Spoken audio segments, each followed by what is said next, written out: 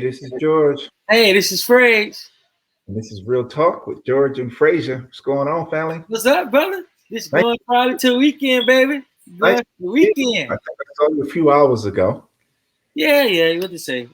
Definitely all good. Listen, check out that interview that we did with Altavis, Yesterday. Peltzer. Okay. Very important interview. Love the work that she's doing and love her story. So that's episode 59. That was yesterday. Hopefully you can check it out. All right. And as always, listen, we still got another banger. Okay. Always. Look, the name is going to say it all, and then I'm just going to bring him in so he can tell you about himself. Okay. That's right. Grind Mode Chaos is with us. What's that, brother? How are you? What's going on, baby? Y'all too lit, man. Y'all act like y'all been drinking already. What's up? No, man, we ain't keep it hype. Nah, y'all super hype, man. Don't be hyper than me, man. You can't be hyper than me. I'm gonna put it like this. What Chris Tucker's saying Friday is Friday. It ain't like you got something to do. You know what I'm saying? Man, you already know what it is, man. Definitely all good. Man? Listen, thank you for being on the show. We greatly appreciate it. Man, I'm honored to be here, man. I love hustlers. I love grinders. Y'all know my MO, man. So I'm just happy to be here, man, amongst brothers that's doing something, man, not just talking. You feel me? I feel you, absolutely. Tell the listeners and the fans a little bit about your bio and background. My criminal background? No, I'm just joking. my background, man. I'm from Dade County, Miami, Florida. I originally was born in Poughkeepsie, New York, man, upstate. Came down here. I don't know how long I got. I'm gonna try to keep it short. Came down here like the Fresh Prince of Bel-Air to get out of trouble and got in more trouble, but throughout the trouble and the trials and tribulations comes triumph. You feel me? So right. A lot of that struggle created a beast, a savage, a survivor. And I was good with poetry. I was good with cracking on people because I had to defend myself here in Miami, whether it's physically or with, charisma, with a talk game to be able to take you from head to toe to tell you about yourself, man. So that converted from poetry and having a slick mouth into being, into the music industry. I've always loved hip hop. I've always loved, everybody from Rakim to Two Live Crew, man. And I just was persuaded to get into the music industry by a lot of cats that was my OGs and stuff like that. And they took it a little more serious than I did because I didn't see the way out. I didn't see the win with it.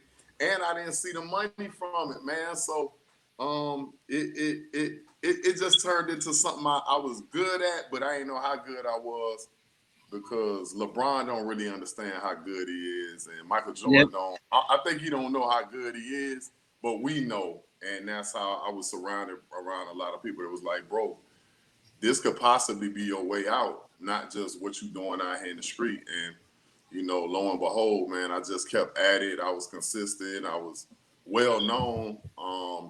And I used that to my advantage and got into a group called Grind Mode, which everything that I've ever did always had the word grind in it. I used to own a publication called The Grind Magazine. So I was in the street, in the music industry, but on the media side also because I didn't just want to be quote unquote a rapper. You feel me? Exactly. And that got me some keys into the game. And I just took it further and further, and that's how Grind Mode kind of was born because I had Grind Magazine, I had Grind Time TV, which was a web show on the beach, and I was doing over a million viewers a month with Crib.tv. Wow. And that was unheard of because we didn't have vlogs then or nothing. I just always been young, but I always been ahead of the game. Like anything I did, I always put numbers on the board without even like really trying. It was just like, nothing major that I did, but something major at the same time. And I just always been blessed, man. Like I can't lie. And the music industry is what I ended up in really, really deeper and deeper. You know what I'm saying? Right. Exactly. Let me ask you, you touched on a couple things there that I'm familiar with. I had a digital publishing company called RBM Publishing, and we published a combat sports magazine for MMA and kickboxing called Scrap Fight Magazine. And then we also switched into Undisputed Fight Magazine for boxing. You also said that you had a show that you had from the beach where you had 1 million viewers. And I want to ask you, first of all, is that media company still there, or have you transitioned to online platforms? And talk a little bit about some of the challenges of operating a media company, because we basically had to close our doors because we lost our last financial investor who was with us. And, you know, we were right in the cusp of media, so to speak. I mean, a year after we started our magazine, Scrap Fight Magazine, excuse me, Time had announced that they were no longer doing paper magazines. They were all going strictly digital. So we were right in that wave of news, media, interviews, and everything of that nature. And then, you know, we just couldn't keep generating the numbers that we needed to keep the magazine going. And like I said, we finally lost one of our last investors that pulled out, so we weren't able to keep it going solely through advertising. Did you experience some of those same challenges, or is your media company still up and running? I'm gonna say this because I don't want to lose my train of thought. The first situation, the Grind magazine, I was in the clubs a lot. Rest in peace to the homie Dewberry, one of the biggest promoters down here in Miami. He got killed a couple of years ago, but this was like a legend where I'm from, because you got North Miami, you got South Miami. I'm from South Miami, right? That's what they considered the countryside of Miami, right? Mm-hmm. And at that time, he kept me on flyers. The first flyers that I ever been on came from him. You know, I was a solo artist to begin with. And even with my group, Grind Mode, I was solo with them, sort of like a Wu-Tang situation. Like Mega Man solo, Old Dirty Bastard solo, RZA solo. All of them was solo, but together they created Wu-Tang. That's how Grind Mode was. We all had our own businesses and so on and so forth. But to stay on topic, the Grind magazine was my baby with my partner, Sharima Waiters. Her name is Shawa. And she was like, listen, bro, you always in the club.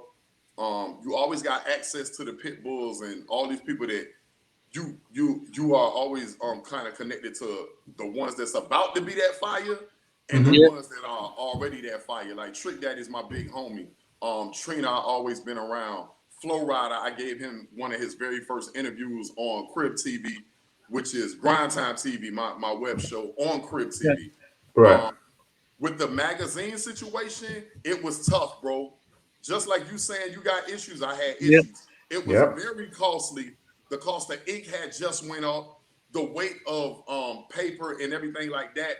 The mailing costs were extreme to somebody who I didn't have any investors and endorsement. You know what I mean? So salute to those who got those angel investors and those little backdoor investors, man. Like I didn't have that. I was taking money fresh off the block and I was investing it because I didn't want to owe nobody at that time. I knew nothing about credit. I'm a street head that was scared of having my name on paperwork, saying like there was gonna be a paper trail to lead to me. So my OGs kind of taught me wrong. And I like platforms like this because we have to unlearn to relearn. That's right. I'm a street head, but I was always taught, man, don't have your name in no documentation. The feds gonna come throwing you against the wall. They're gonna take you away forever. When I was being taught by street heads, and I appreciate them because they meant well, and I was one of those they were verbally investing in, saying, bro, like you could make it, but don't end up like a Bobby Shmurda where something gonna tie back to you later. Exactly. When you win. So I was scared, bro. I never went to banks for nothing. I'm a shoebox boy. Where I was coming, if they didn't come with my shoebox, me and Chihuahua had to come up with a whole nother plan. So in the magazine, it was all like these rappers that was getting street money, that's paying me under the table. Like, okay, I want a full page ad or a half page ad or a quarter spread. You feel me? Like, the covers. Like I gave T-Pain one of his very first covers. When nobody knew who T-Pain was. He was with the Nappy Heads originally. And we was all on tour together, doing shows together with TJ Chapman. Salute to TJ Chapman out of Tallahassee. And I was, like I said, I was catching people on their way up. Like, so I caught T-Pain when nobody knew him. So he got his first cover. DJ Khaled, nobody knew who he was. Yeah. So I gave him his first cover with K Fox, who ended up going to New York. And nobody knew what DJ Khaled even looked like before he was on the cover of my magazine. You feel me? Right. So really answer, I'll be trying not to be long with it. But your answer with the Crip TV, Grind Time TV situation, I couldn't keep doing it once I got my record deal. I got signed to Universal Republic. I got a $1.2 million deal. That's right after I had interviewed Hurricane Chris. Hey, baby. Nobody knew who he was, right? I was working with Big Teach. Big Teach gave me that a monthly retainer to use my street team to push him. So I was pushing artists. I was pushing my magazine. I was pushing my web show. But it was becoming too complicated because unlike now, I ain't had no iPad and all that. I was doing everything with the same thing I'm still doing. I'm old school. This is what I'm doing right now. That's right. That's right. This the granddaddy in me. Like, right. Taught me write everything down, but certain things you don't put on paper to get you hit up later. You feel me? So with the magazine, it was too expensive. And artists locally in Miami, we didn't really have an underground railroad to the music industry, and they didn't understand that. They'd rather pay everybody outside versus keeping the money in-house. And I learned that from being around Jewish people. Keep that money in-house, bro. And they didn't understand it. So I said, you know what? I'm tired. Y'all can have it. Find another way. I ain't doing a magazine no more. With the web show, I was on the road too much, and I couldn't figure out how. Same thing we're doing right now. Yeah, if this existed then, I would have killed every show out because I was around every famous person, but I couldn't figure out how to not be on the beach. Like if I figured out a way to make it mobile or run around with a cameraman, I had a digital camera that was like from Brandsmart. It was like $40. And I got old pixelated footage that I'm starting to put online now. Yeah. Show people that history. But I couldn't keep it going. And like you're saying, like I didn't know how to turn that internet money and how to monetize it, if that makes sense. Yeah, absolutely. So YouTube, I was making money from that, but it still was playing the long game. Yeah. I needed that right now money, and Show Money was doing it. A little bit of merchandising, Features was doing it, and the record labels was getting majority of the rest. You know what I'm saying? Yep. True. Now I'm going back old school. I'm old school too, so I know what the old school way of writing stuff down. When I had my company, I had the same issue you had right there. Local artists want to go with everybody else. They don't want to stay with local management companies. They want to go to company in Atlanta, company in New York, and then when you do get them on, they don't want to work hard for it. They want you to actually give everything to them. Like, here you go. Here's $1 million contract. Pop in your lap. Nobody know who you are. You know? They ain't want to do shows. They ain't want to do nothing. You show they late for shows and stuff. So I know exactly what you're talking about when you're talking with local artists because it happens now. Even now, after all these years, 80s, 90s, when I first did it, it still happens to today. Young artists still believe they're entitled to great contracts. They're entitled to the big man contracts. They're entitled to be on every cover, every magazine to know the man because they're who they are, you know? Right. So my thing is, what was your mindset when you first got your first disappointment with artists say, you know what? Hey man, I love your work, but I'm gonna go with a big company over here who's doing way more than you right now, who's bigger than you right now. What was the mindset at that moment? Would you look down on it, or you like, whatever, it's okay? And what was your mindset? When you're speaking, you still speaking from the media side, or you speaking like both. Me as the artist getting a contract? Both, because both sides play each other. Because artist side, you look at most likely like, whatever. But the media side, you look at, hey, this is my company. You know, that's how I make my money. So, like, it affects me in economic way. That goes that now money. It affects the now money versus I work for the money. So, how do you affect that? How your mindset was doing that aspect? Locally, I had put so much money, and me and my team put so much money into me and my group musically. Like it came to a point where me being a fan of the Po Boys, the Slip and Slide labels, the I wanted a Luke jacket. Luke Jacket. could have signed me for a jacket at that time. You feel me? Luke told me, hey, man, I ain't even making that money. I'm being real. Those jackets were tight though. Those jackets were tight though. God rest the dead. You know, Chinaman is a king of mine. Like Poison Clan, they kings of mine. So at that time, bro, I just wanted to be down. I wanted a chain. I didn't care about the money because I was making my own money. You feel me? Like I was like, bro, whenever the money come, that's cool. At that time, man, listen, I just wanted to get in long enough to do movies or to, you know, I got a huge family down here in Miami. So man, I just needed money to take that show money and that music money to invest it in my grandma and get her a little bakery, or you know what I mean, like get my cousin them some mechanical stuff to do cars and mobile car washes. I still was trying to like seize that money from the game and bring it back home to get a barbecue stand or something like that. That's how my mind always been. Like, I've always been a hustler, like and I don't have no problem with like I'm humble, bro. Like I was on 106 and Park when it was at its prime, bro, and I still was selling CDs and magazines in traffic. And people like, I'm like, police making me leave, bro, because they like, bro, you too known to be out here, and it's creating problems on 183rd and 441 in traffic. You selling magazines for $2, and I'm confusing my fan base at the time too, because they like, bro, you famous. Why are you out here? Because I'm like, man, I need day-to-day money. I ain't no crackhead or nothing. I ain't got no habits. I don't do drugs. I never been drunk in my life. I ain't got a million baby mamas. Like I never had those problems that other guys got because the ambition was my drug. Like getting to success always been my crack. You know what I'm saying? Like for real, bro.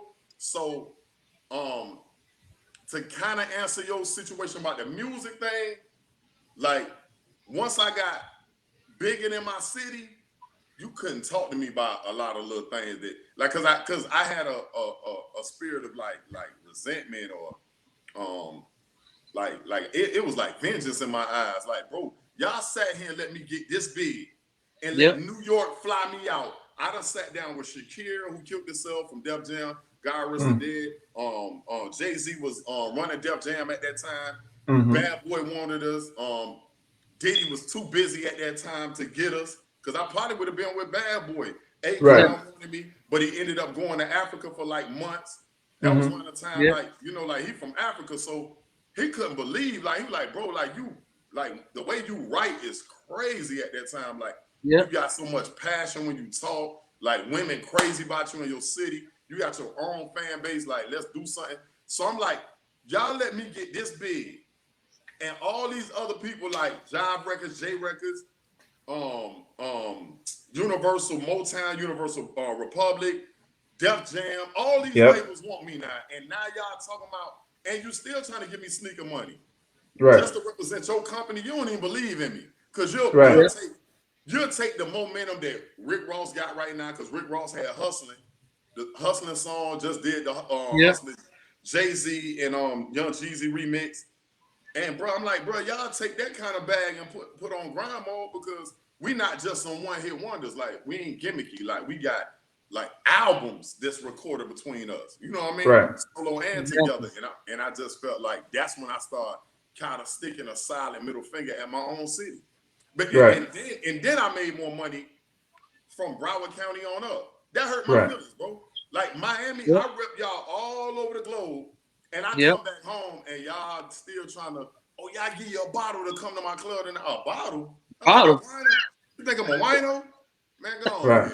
Like, stop playing with me, man. Like, but it is your own city sometimes that'll do the most damage to you, bro. Like, you know what I mean? So it's a lot of things that I wouldn't financially or economically made no sense to me to even take on a burden to do. You know what I mean? Exactly.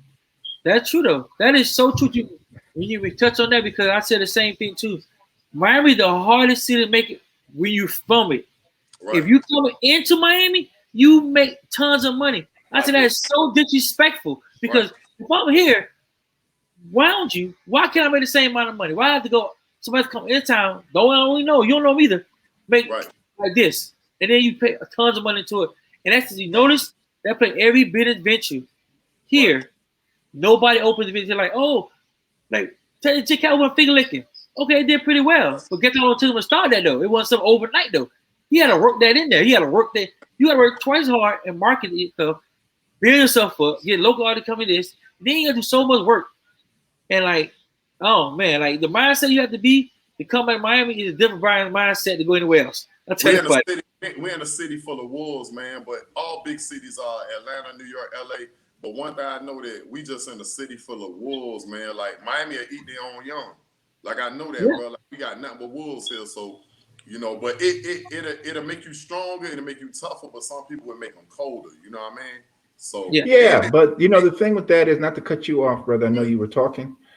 First of all, Moses Fields says, "What's up?" What's that? You know, so I definitely wanted to put that in there for you so you can see it. Yeah. Oh, I see the chat. Yeah, absolutely. But that being said, you know, that's just not a Miami thing. That happens in Philadelphia, that happens in New York City, that happens in Chicago, that happens in LA. You know, a lot of times you got to go out to come back home and get some love. And you know, and it's hard because you're dealing with that little that town mentality. In other words, they're too familiar with you to appreciate you. You know what I mean? That being said, I want to go back. Now that we're in the digital age, are you going to relaunch some of those projects? Because it's easier now to record a video or do a podcast with a cell phone. Everything is digitalized now and compressed to make it easier for you, because that particular voice, and by the way, all those people that you helped, you can always call them up and be like, remember me? I did this for you, X, Y, and Z, blah, blah, blah. Now I need a little bit of help. You see what I'm saying? To push this back out together. Did that ever think about your mind and restarting that again? With all of my situations, they have been reborn in different ways because, and I don't know, I think because I got, and I say this respectfully, I got a lot of support and cheerleaders that really, sometimes when I'm just like, I'm a father. I love being a father. I love learning about real estate and stocks, and like my mind on something different, man. Like I just really, I'm really Black gentrification minded right now. Like I'm really on my Malcolm X. I'm really on my Martin Luther King. I see by the glasses, brother. I see by the glasses. Yeah. I'm really on a different movement, man. So now I want to take the money and invest it in other ways, but I can't let the game go. So musically, I still do music. I still, you know, the little guys, they reach out, they want to feature here. You know, I'm still gonna tax that ass because you know I pay my dues. Music, I still do that. Management, I manage for Florida Boy Entertainment, and our main prospect right now is Sadie Hendricks. He's doing millions of views on YouTube. He's touring all over the place, man. I'm really excited. So a lot of people, they're about to start seeing me on the road a lot too. I think I'm in Kentucky in a few weeks with him. So management, I do that. Radio, I do that because I got a huge female fan base. Multiple streams of income, people that's listening and watching this. So even when I'm sitting at the crib, I'm still like, you know, figuring out ways to make extra money. So I brought up the radio situation because I got a radio show called Nice and Naughty. I interview a lot of OnlyFans, strippers, porn stars, sex workers, because there's a world that it still needs to be tapped into, and it still needs definition and understanding and education. The good, the bad, the ugly, the funny, learn, teach, all that. That's what I do with Nice and Naughty. I used to have Nice and Naughty on Flow Riders radio station on Strong on Radio years ago. It was kind of hard to do it then, so this is it revamped. I'm on Highly Unique Radio every Wednesday night. So like I'm telling you, man, like I got a lot of freaky women that are on my show. and that was born simply because I don't know, I really I am the Section 8 sex symbol, man. Like that's my little alias, man. And I sing a lot of songs, and people be like, yo, explain the Section 8 sex symbol. And it's simple, man. Like I started off in the projects. I'm a heroin baby. I don't say that in pride. I say that in, you know, look what God could do. You feel me? Like both my parents was on heroin. Both my parents died when I was young. So my ear goes out to a lot of people that get the door shut on. A lot of the outcasts, the black sheep, all the people that Jesus was hanging around in the Bible. Nigga, that's who I'm around. You feel me? So, you know, like, when people blacklist them and blackball them and turn their eyes and ears off to them, that's the ones I listen to, because maybe I could translate to the masses with the platforms that I have, or maybe I could take the miseducation and the ignorance and the ebonics, write it down on the paper from this guy and translate it and say, this is what this young brother is going through. So I'm an activist in a lot of different ways too. Not to make this answer too long, man, but yeah, the Sex Talk Show is big, and I've always been a freaky one in the group. And women be wanting to hear me talk that talk. You did like, man, yeah, I talk that talk. So that other stream of income, a couple of years ago, Trick Daddy's father is named Charles Pop Young. He used to own a strip club down south, and I had a ladies' night there. So I take the working class ladies, and I figured out, man, I'm down with the pole dancers. Let me bring y'all in here and battle my strippers. And it turned into the biggest, funnest night in South Daylight. Yo, you got regular chicks that do telemarketing and nurses coming in here, having pole dancing with the strippers, and it was fun. And women weren't so embarrassed to come to the strip club or uncomfortable. There was a time it was just like, men go in here, don't ask us what goes on here. Exactly. And married women definitely ain't want their husband, and they're like, So I made a comfortable place for that. And then what happened was sex toy companies started hearing about it, and it was like, yo, how you feel about, because I sell sex toys too. A lot of people don't know this. And I got paid to do passion parties and things like that. And there was a lane for it. So then I got into sex toys, and women was like, yo, how much would you charge me to do a passion party? And I would come there, and I'm the ghetto Dr. Phil, and I'll talk about, what men want, what we like, what we need to know about y'all to satisfy you more. And I bring it back to the fellas. And then it became like a movement. And downtoplease.com is my movement. And I got a community for it. I got private accounts for it.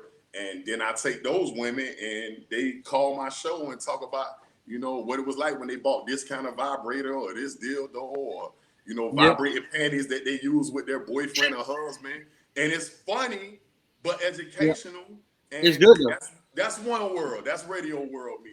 The TV world me is every Tuesday. I have a television show down here on a Black-owned network called Video Mix, and we've been going for like 15 years.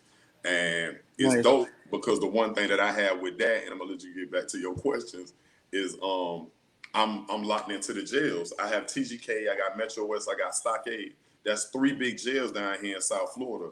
We got so many young men that's misguided, misled, and they were taught just like I were taught.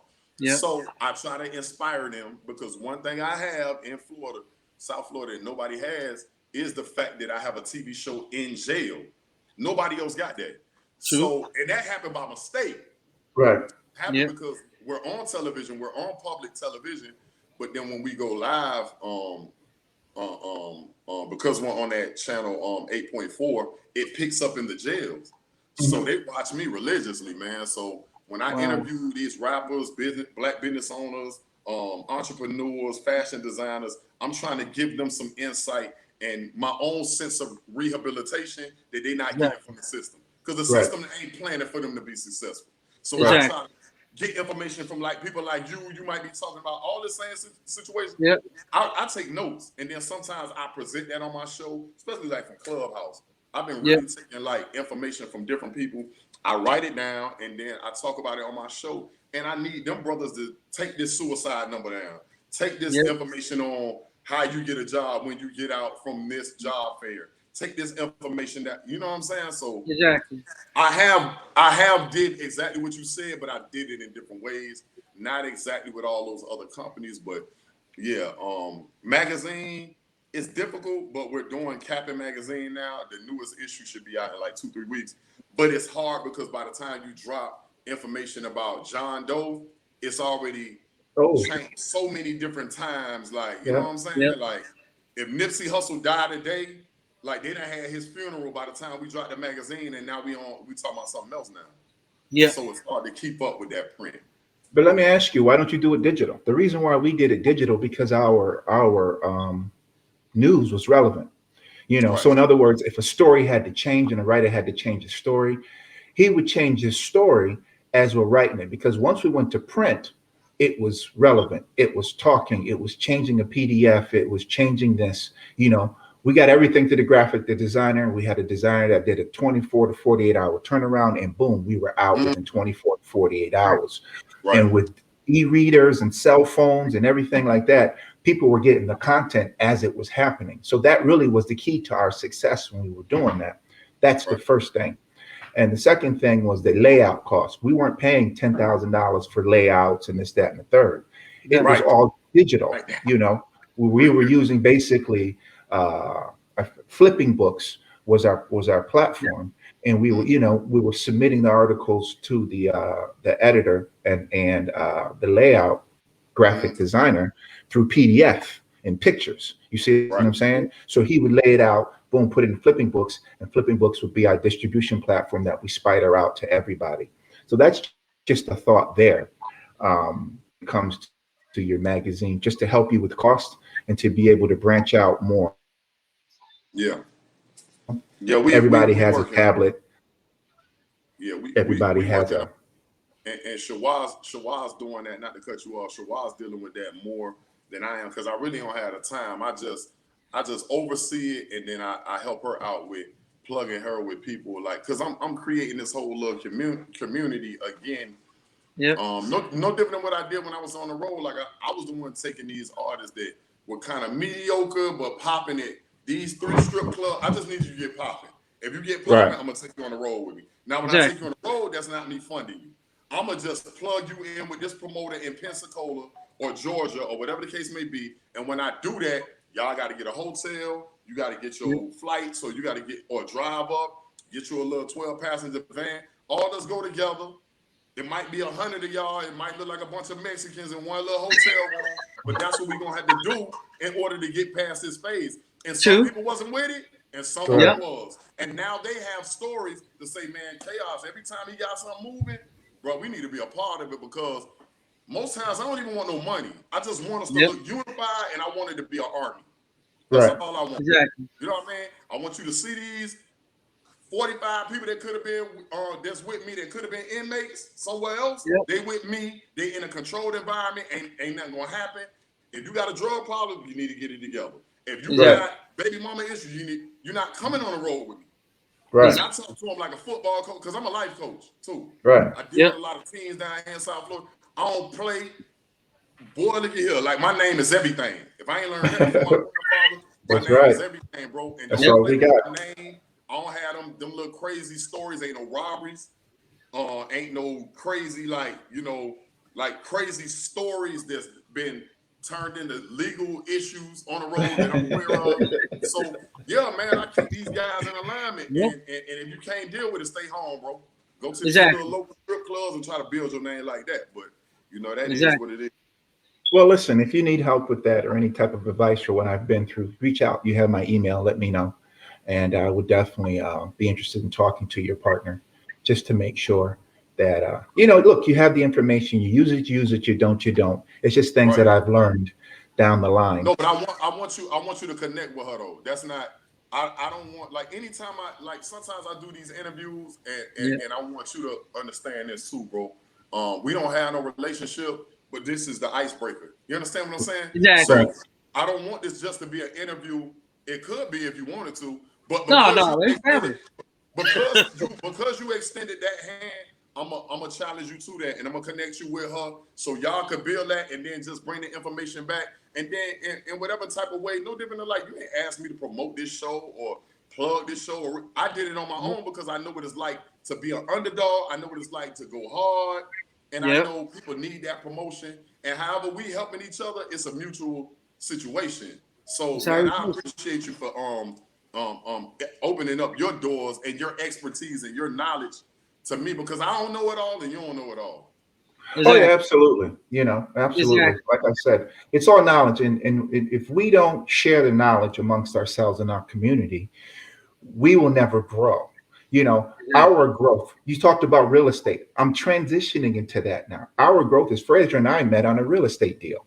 Okay. Wow. And we met years ago and we stayed in contact, and there's a lot of different things that we've done together, and some things have worked and some things haven't. But we Exactly. met through that particular relationship. So it's interesting now that you're talking about going back into real estate, because I've have over 20 years of experience in real estate and everything that's happening, from fix and flips to managing properties to funding, looking at commercial properties, evaluations, everything. So it's just look, I'm gonna tell you what I told my son. You got to buy some land, and you'll have some land because I have land. Why? Exactly. Because they ain't making any more. It's just that Right. simple. Everybody else needs a place to live. You see what I'm saying? So if you take that mentality, you'll be successful. But back to your TV show that you have.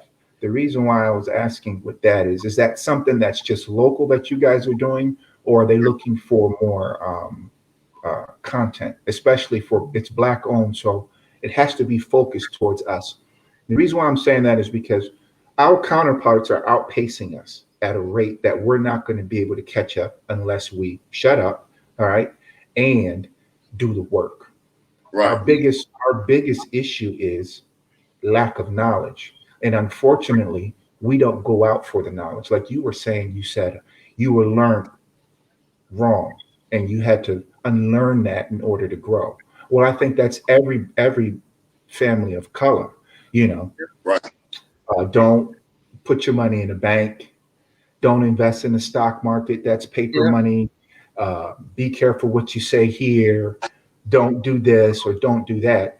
And our counterparts at a younger age, like for instance, my friends, kids, you know what he's learning about at 13, 14-year old? He's taking a stock class, 13, Yeah. 14 years old, how to That's a invest. You see what I'm saying? Yeah. right. I learned about stocks and I went in my 20s, and I had a bad experience and I didn't touch them again until into my 40s. You see what I'm Right. saying? Yep. I'm And the same so way. that knowledge has to be passed on because, like I said in last night's show that we did, if we don't understand interest and how interest works, it only works two ways. Either you pay it or you earn it. That's It'll it. always catch up with you.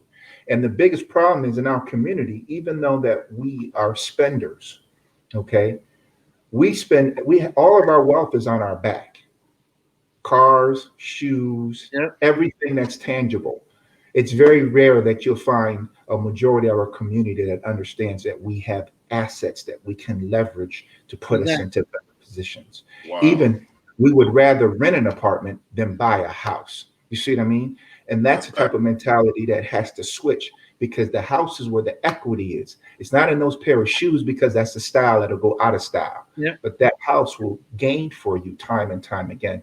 So I'm saying all that to say that, Living inside of a bank, man. You yes, basically living inside of a bank that you don't need a loan from nobody. Once, like in a few years, I could snatch out 20 or 30 out of this house and then put it Yeah. on something else and keep going, and then put that in my son's name. Like my manager is reteaching me in a lot of different ways too. He been my manager for a few years, and I ain't mean to cut you off, bro.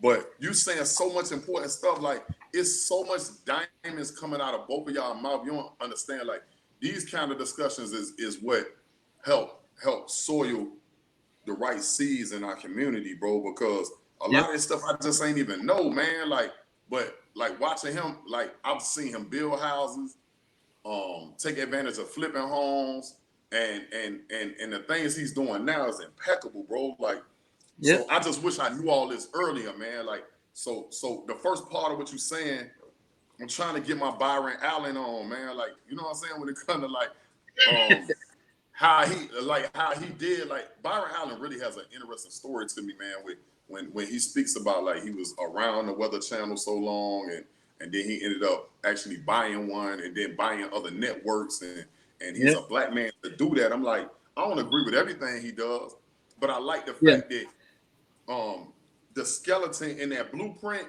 is what I'm kind of trying to play with.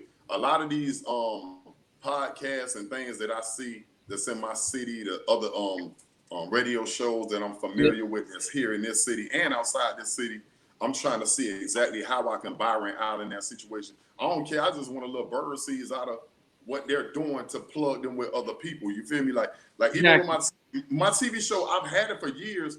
But I stopped like 2 years ago, and then as soon as I was about to pick it back up, COVID happened. I was like, man, I don't know how to move around this situation. I'm almost like a Rasta man at my house. Like I'm growing mango seeds and soursop trees in my house, and fishing in my canal. Like I done turned into a caveman, and I'm liking it because like I'm an outdoorsman. Like I'm a real, like people be seeing me online, and like the person that I am offline kind of different.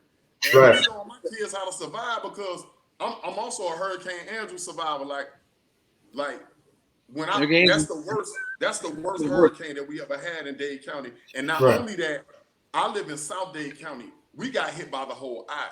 So if you ever do your research, everything from Homestead to Richmond Heights, where I'm living at, we almost lost everything. So to go through that with no power, I wasn't one of the lucky ones that had generator. So I had to cook off of a grill, and you know what I mean? Like I was old school. But I learned how to survive. And once you learn how to survive that, things like COVID is the long extended version of that. But it got at least we got perks here.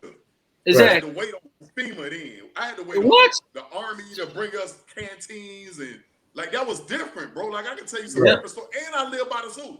So I literally live like I Am Legend. Like we literally had animals escaping from the zoo that was biting like I ain't even lying. Like the population of pythons went up and stuff like that. Like because I live that close to the zoo and they mass produce. Like I literally was Will Smith from I Am Legend. Like you couldn't be out after dark.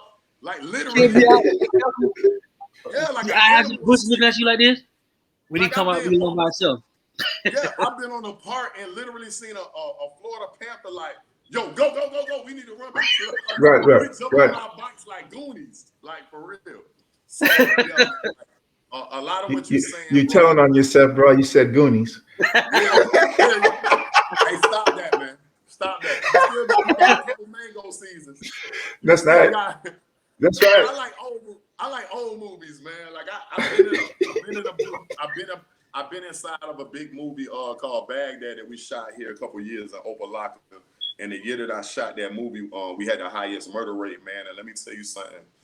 When I go back there, it's like I am Denzel. You know what I mean? If I ain't Denzel nowhere else, I'm Denzel inside of Back Blues Projects. It's one way in, one way out. And they had a higher murder rate than Poke and Bean Projects and Overtime that year. And for me to shoot that movie, and it was so difficult because them guys still selling drugs in there. But I got acting police. They act like they police, but they really not police, and that short stopping money. Like, it was tough to shoot that movie, but now when I go back, them kids show me love, man, because they like, man, we really feel like we can make it, bro, like because of what you did with that movie, man, and that feel good. You know what I'm saying? Because here it is, we were shooting a movie, and y'all got to check it out. I'm gonna send y'all the link to Baghdad. Oh, definitely. It's on YouTube, and we did, I think, over 1.2 million views, man. For a movie that's an hour and a half, and they got over 1 million views, that's like super successful. You know what I mean? Definitely. So, please. That's movie numbers. Okay? Exactly. That's movie numbers. Yeah, so we still trying to work to get it like on. Even if we fail with Netflix, man, I want to try to get it on Hulu or Amazon Prime or whatever. But yeah, man, that Byron Allen attitude and mentality, that's what I got. Like so when I see people like y'all, I got a servant spirit, bro. So I'm just excited to be in the presence of creators, man. So I'm always trying to figure out what can I do for you. You know what I'm saying? Like y'all doing an interview with me, but I'm still talking to y'all, and I'm like thinking, like, man, can I connect them with this person or that person, or how can I add on, or what kind of people can I send y'all way for these kind of interviews that are well endowed in order to bless the situation, or you know what I'm saying? Yeah. Well, look, you could also do, if you're going to do Amazon, you can put your movie on Amazon for free. All right. So if you need that link as well too, just hit me and I'll send that over to you. Yeah. We got to build, man. We got to build, man. Because I like what y'all doing. I'll tell people, this show is to build a big community that inspire people. And what I mean by inspiring people, not just our culture, every culture that's been set behind, looked over because they not that person. They're not that person and that person here. That would be me and Joy created a platform for, to give them a voice, to give them influence, the voice that nobody would give them before, And that's why I tell people, the show is not just a show, it's about building a family. Right. It's about building an organization where you can build network with people who can improve each other, inspire each other, and actually get to touch people who would never see each other. Right. Like whoever get a chance to see you on the show and actually learn your story, learn how you came or how you built yourself without knowing you. You see what I'm saying? Right. What it always saying was to know you is to learn from you, to be inspired by you, and to grow from you. Right. I was taught. You know what I'm saying? Right. One thing I try to teach these young guys, a part of the unlearn and relearn situation is like, if I make $1 million right now, it's not taken from you, bro. Like, so we gotta reprogram that, because they got that in their mind. Like, if this dude buy a Benz right now, you act like I took that Benz from you, bro. Like, there's more Benz out there. Like, you don't even have to take my Benz. Like, you got to get out that mentality. Like, I'll lay him down to take his chain. You know, if you get this chain, there's a whole bunch more. You can have this chain, bro. Just let me come home to my kids. I ain't trying to defend it and nothing. Like, even I ain't never been robbed in my life, but I even tell them that, like, bro, I've been on all sides of the field, bro. Like, I done did security. I done had every job in the world. I've been a prep cook. Like, I know what it's like to really work hard for it and come up. I've been a millionaire. I done lost it all. I almost been homeless. I done built back. And through every situation, I seen the optimism in it. You know what I mean? So you can't take nothing from me, bro. Like, even now, I live like the day I walk out this house, even though I'm living in a better neighborhood, I'm not in the projects no more, dog. I don't see no threat. The only threat I see now is me not doing enough for my kids in order for me to, I want to be able to leave here today, and I know that they know exactly what to do as soon as I walk up out of life. Exactly. If God take me off the planet today, I want them to know, not just take a will or money that I left for you. No, you could go through these books and say, well, Pop did this. Okay, we're going to do this with this rental property. We're going to take the stocks that he left over here. We're going to put this. That's what I want you to do. That's gangster. Not robbing and killing. That ain't gangster. Right. Everything that I did in the street, my sons don't have to do. That ain't gangster. What's gangster is like beating my kids up on this Twitch that's in my living room. That's gangster. Right. Because I got my brothers that's doing 17 years, 15 years, and 10 years on a gun charge. I'm raising my nephews in ways too. That ain't gangster. Right. They'll love to be home right now to work at Popeyes or McDonald's and take the long way up to be a manager and have sufficient funds. That's gangster. Gangster ain't, like we was taught wrong. We thought gangster was having a gun. Like, yeah, I got guns around me now, but they all got my name on it. They got paperwork. I got concealed. If the police stop me right now, I ain't worried. I show my oldest son, look, the Glock is right here. The clip is right here. If the police stop you, we're gonna keep driving until you get all your paperwork, put it right here, keep your hands where they can see. I gotta teach my sons different. My brother, my homeboy gotta teach his Jewish kids, or my white homeboy, or my other homeboy who's a Miccosukee Indian. When they leave the tribe, the reservation, they move different. So I gotta train my young kings how to move different. Right. But in this day and time, bro, the most gangster thing is having property, having land. You know what I'm saying? Owning stocks, and you know that's gangster, bro. There's nothing gangster. There's nothing gangster about me selling dope when I was a teenager and my son selling drugs as a teenager. I lost. I appreciate it all the time, dog. There's nothing gangster about that. Everything that I'm doing right now with what I learned in the street, I didn't understand that I was an entrepreneur then. I was just selling the wrong product. That's right. Go ahead, say it again. Like that's a fact. That's a fact, bro. I was selling the wrong product. So now everything I learned in the street, thank God that he had enough mercy on me to let me survive long enough. Because it's guys that was with me, they're not here no more. And they made one wrong decision that day. Or they left the house when they should have stayed home. You know what I'm saying? I'm not no better. I ain't no faster. I'm not no smarter. I'm one of the lucky ones. I'm one of the blessed ones, bro. So that's what I always tell these young guys, man. Like it's time out for the foolishness, man. And I don't be trying to sound like I'm TD Jakes or nothing, but you know, like for me to survive this much, it'd be blasphemous for me to go to the grave and keep all this information to myself. So I'm always that's just it. You know, and that's what Fraser was saying in the beginning about this platform. It's knowledge. Right. I've learned things in my 40s that I've always said, if I would have known it in my 30s, I would have skyrocketed to where I am. You know, people don't understand. I got my first $1 million line of credit in my 40s. And I got it because I made a tweak to something that I didn't know. It was a guy. It was a guy who used to underwrite, and he said, "George, I was talking to him one time because I was just completely tapped, didn't have the leverage, needed to make some things happen, and I'm like, I don't understand how you can pay your bills, never miss a bill in your life, pay your bills on time, okay, got okay credit, um, but you're still struggling. No bank will touch you. Nobody's doing this. Nobody's doing that." He looked at my entire credit profile, looked at everything, because I always got caught in that trap of debt to income ratio when it came to funding and financing. Right. And long story short, he was like, call me back. He was like, "George," he said, "you are all the way there." And he said, "You know how many people I've met in my whole life?" And he said, "I was an underwriter for 30 years before I got sick and I had to stop." He said, "You know how many people I met in my life that have a credit score over 800?" And I was like, "No, sir." And he said, "I can count it for you." He said, "5." He said, "And you're part of that 5." Okay. He said, "You are 99% of the way there. It's just that you don't have that 1% knowledge that you need." And he said, "I'm going to tell you." He said, "I'm going to tell you." That was July 2019. By September 2019, I had my $1 million line of credit, $1 million. Okay. Wow. And from my mouth to God's ears, 2020 was supposed to be my breakout year because I finally had the funding to do it, except Right. COVID happened March. COVID happened. Yeah. And COVID happened and it shut me down.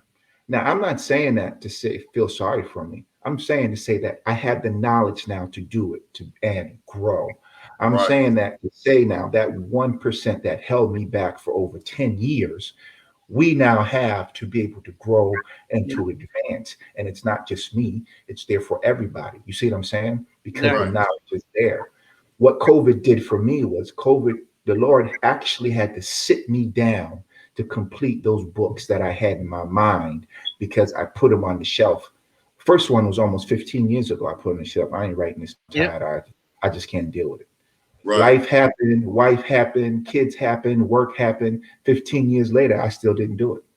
The Lord had to come to me 3 times about these books. What about them books on the shelf? What about all that stuff you said you was going to do? Wow. This is the middle of COVID. I'm like, Lord, I ain't writing no books. I said, I tried to write those books. I said, that's why I put them down. Right? Second time, what am I going to do? I lost 4 real estate deals outside of 60 days. Oh, man, what am I going to do? He said, what about them books? I said, Lord, I ain't writing no books. And then I stopped and I said, wait, hold on. If you keep touching my spirit with this, then there must be something. I said, I'm not writing any books because I don't know how to write a book completely and finish it. Sure as I'm sitting here talking to you, I was on my phone on YouTube watching something completely different. And an infomercial came on. Do you want to know how to write a book? And this, that, and the third, and self-publish this, that, and the third. I was like, oh, wow. I said, okay, Lord, I hear you. So I had my little Gideon moment where I was like, Lord, if this same exact offer is here tomorrow, then I'll take this offer and write these books. Sure enough, I sat there all day, woke up the next morning, went on my phone, the exact same offer was there. I signed up. That's how I got my books completed, published, and written. So I'm saying that to say that God will send people to walk with you every step of the way, but you have to get there mentally to be able to do it, because he's not going to bless you to kill you. That's one of the biggest things that we need to understand. You know, a lot of times we're blessed to be a blessing, but he's not going to bless you if that blessing ends your life. You see what I mean? Either physically, emotionally, or spiritually.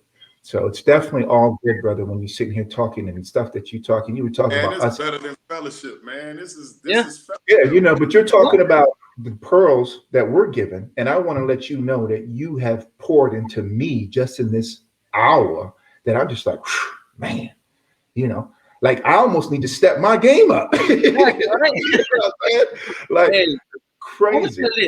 I appreciate you. I appreciate you. I grew up in the city too, so I know you're talking about when you say you lost your brothers, man. I lost a lot of good friends, bro. And that who I grew up with, we played football with. Like we did so much stuff together with, and they're not here today. You know, and why would I say this? That touch you exactly what you said. Most of my friends died at 41, 42, a heart attack, bro. Mhm. And last year, year before that, I ain't seen Joy probably know this was I had a heart attack. Mm-hmm. I wasn't even supposed to be here today, bro. I wasn't even supposed to be here. You see what I'm saying?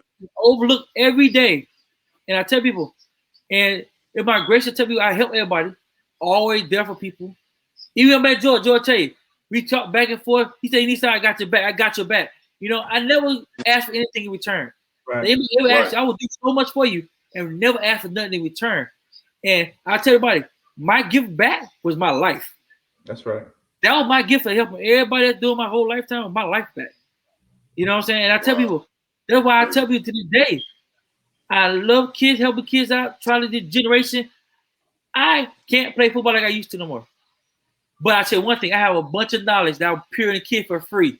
I'm not allowed to charge people all $1,000 to go to a football camp for no. I would do it for free because why? The passion of seeing them kids off the street in somebody's college, getting an education, learning something besides gang banging doing there, not saying anything wrong with it, but you gotta do what you gotta do, get what you gotta do. You know what I'm saying? Right. I tell everybody, do what you gotta do, you gotta do. Everybody the time for everything, you know. And if I can prevent that, them going somewhere, that's what I would do. I do things I'll do for free just to help other people out. Because you know why? You never know what that little small thing can do to somebody else's life. You know, you got to understand too that we're sitting here today because somebody helped us. You know, my dad was a workaholic, so I only saw my dad on the weekends. You see what I mean? It took a big brother and a big cousin to come and scoop me up and was like, "Oh no, you're not going in the streets. You're not even from that stock. You're not built like that. You're not doing this. You're not doing that. This is what I need you to do." And not only did he do it, he kept me accountable to do it. You see what I'm saying? He just didn't say go and do. So people are always like, well, you know, you 14, 15 years old. What you hanging out with him? He's this, that, and the third, blah, blah, blah. And what he was pouring into me kept me, okay, to where I am today right now. You see what I mean? And that brother died of a heart failure almost 15 years ago. But the lessons that he taught me still with me today. You see what I mean? So each one has to help one. Each one has to reach back and take one and pay it forward. That's the only way we're going to change as a community and we're going to change as a culture. Exactly. So it's definitely.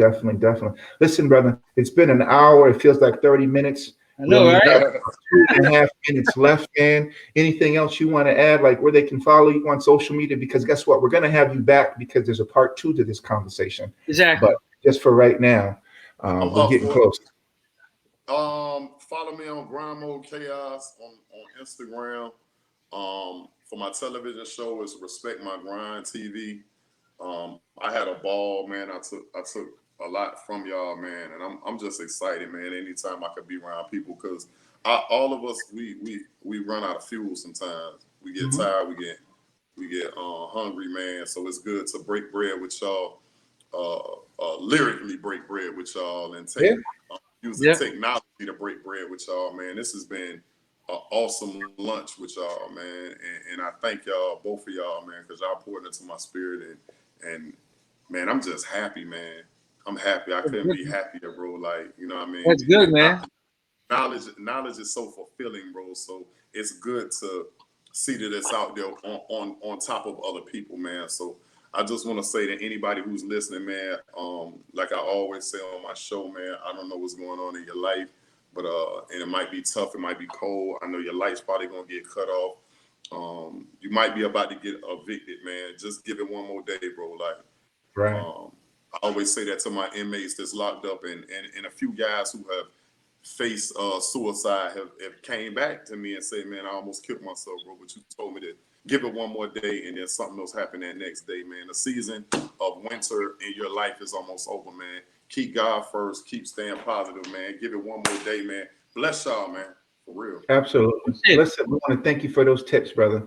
And that was, you know, real talk. We definitely appreciate you. Anytime, you're welcome. All right. Family now. I'm gonna say this way. We all family now, brother. Welcome to the family, brother. No doubt. Man, don't forget. Anytime or email me. Don't forget, have your partner contact me so I can get her that information. And any other thing that you need as far as real estate, funding, or finances, let me know. Yeah, hit me on the Instagram. She's out in Dallas, but hit me on the Instagram and I'm gonna link y'all up. And I gotta chat with y'all anyways. Let's do it. No, No doubt. definitely. Peace, No doubt, brother. brother. Peace, brother. There you Man. have it. Real talk, Real chaos, talk, baby. grind. All right. So listen, that's our shows for the week. And we've Yep. brought you bangers every week. So check us out next week. And we're just going to keep the interviews going. We're just going to keep them moving. Hey, this is George. Hey, this is Fraze. That was Real Talk with George and Fraser. Peace. Peace.